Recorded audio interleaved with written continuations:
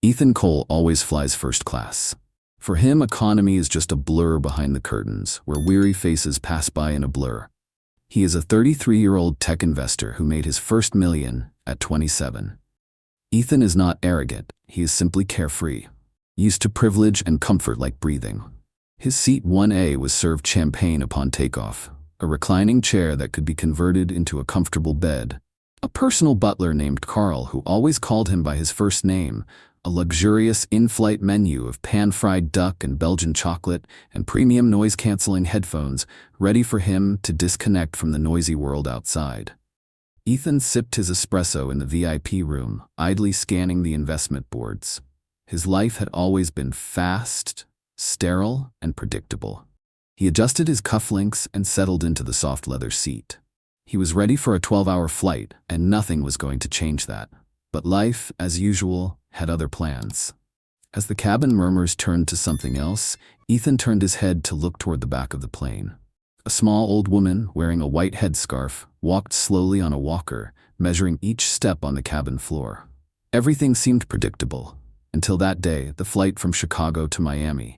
An old woman appeared at the end of the cabin, walking slowly with an old walker.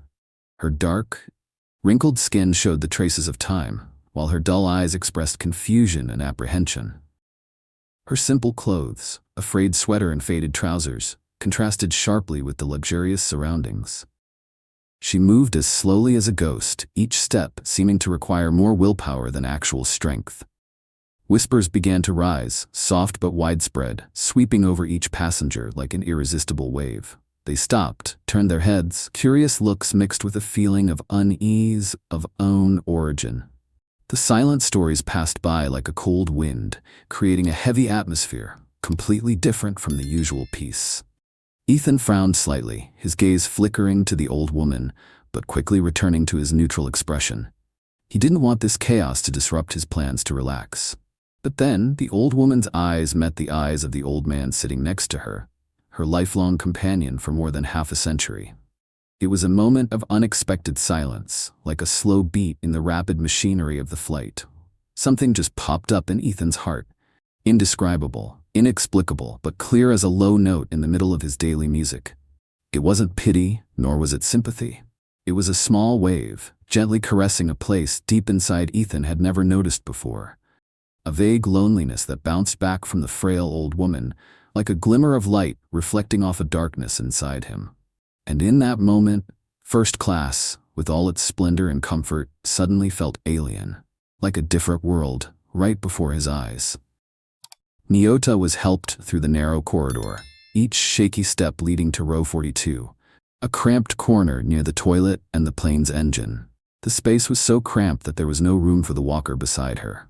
Her small body trembled, weak as if she would collapse at any moment. From the first-class cabin, Ethan saw the injustice clearly, realized that she would not be able to endure this harsh seat for the 12 hours of flight ahead.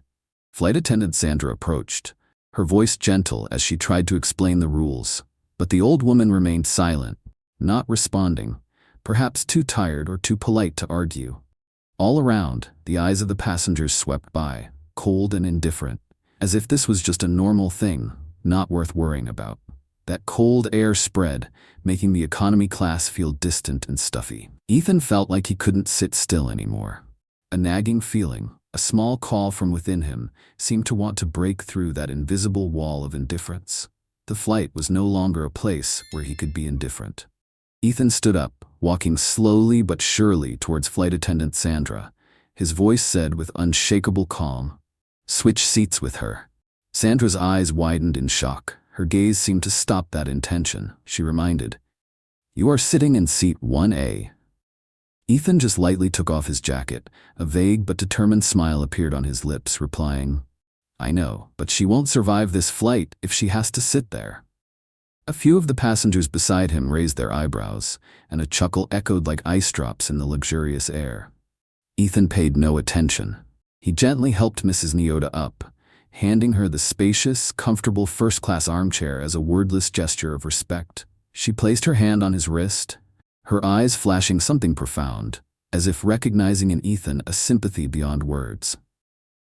The room seemed to quiet down in that moment. a space filled with humanity lit up in the midst of the indifference.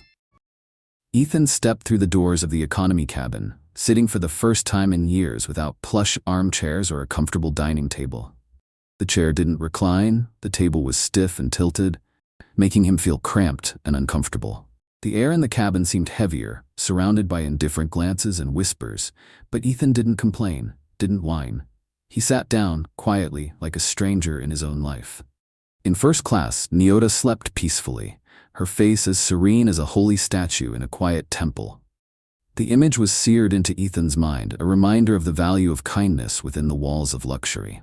A female passenger, Amy, sat next to him, gently handed him a cookie, and whispered, "Not many people would do what you did." Ethan replied, his voice warm without needing explanation, "That wasn't the plan." The soft light from the ceiling lamp spread, mingling with the sound of a baby crying somewhere in the cabin. But for the first time in years, the noise did not bother him. On the contrary, he felt truly present, fully present, here and now, in a simple but meaningful moment. Near the end of the flight, Ethan left the economy cabin and walked slowly towards the first-class cabin, simply to check on Mrs. Nyota. The soft light illuminated her face, now more alert, sipping hot water, looking calm after hours of fatigue. "Come here," she invited, patting the seat beside her, her voice soft but heavy with experience. "Let me tell you a story." Ethan hesitated, then slowly sat down beside her. The old woman gently reached into her pocket and pulled out a folded piece of paper. With a careful gesture, she handed it to him. "I am not just another passenger," she said softly. Ethan stared at the paper in his hand. The ink faded with time, but the signature at the bottom was unmistakable, Dr. Nyota Elena. He blinked, feeling a flashback. He had seen the name on a humanitarian awards show a few months ago. She was not just a passenger, but a medical anthropologist, a legendary African philanthropist. At that moment, Ethan froze, remembering the name that had resounded in the global humanitarian awards shows he had watched. She smiled, her eyes no longer trembling, but filled with depth like a treasure trove of untold stories. He felt like he was sitting next to history, next to a person who was not only fragile, but also a symbol of compassion and strength to overcome all challenges. Ethan looked at her, his eyes filled with sincerity and gratitude. She said, her voice as soft as a whisper in the quiet space of the first-class cabin, "You didn't just give me your seat. You just helped me complete a journey that I've been looking forward to all my life." Those words were like a warm current that penetrated every corner of him, leaving him suddenly silent, unable to say anything in response. She gently placed her hand on his, the gesture gentle but powerful. Kindness does not have to be great to shake the world. At that moment, they did not need any more words. The silence became the most profound voice.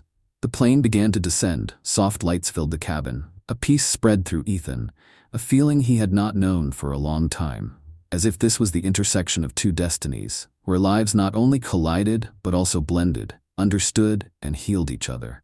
As the plane's wheels touched down on the runway, Ethan did not rush to pack his things or get up from his seat.